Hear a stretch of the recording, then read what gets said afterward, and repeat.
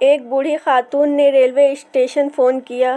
وہ کئی دنوں سے بھوکی ہے اور کئی دنوں سے صرف سوکھی روٹی اور پانی پہ گزارا کر رہی ہے، اور کہا کہ اللہ کی راہ میں اسے کچھ کھانے کے لیے دیا جائے۔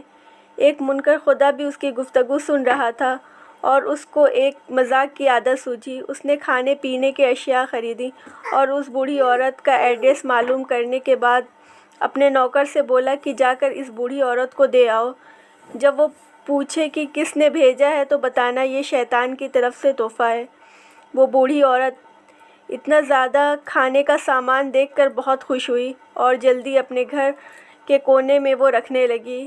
ایسے میں نوکر نے پوچھا، کیا آپ معلوم کرنا چاہیں گی یہ سامان کس نے بھیجا ہے؟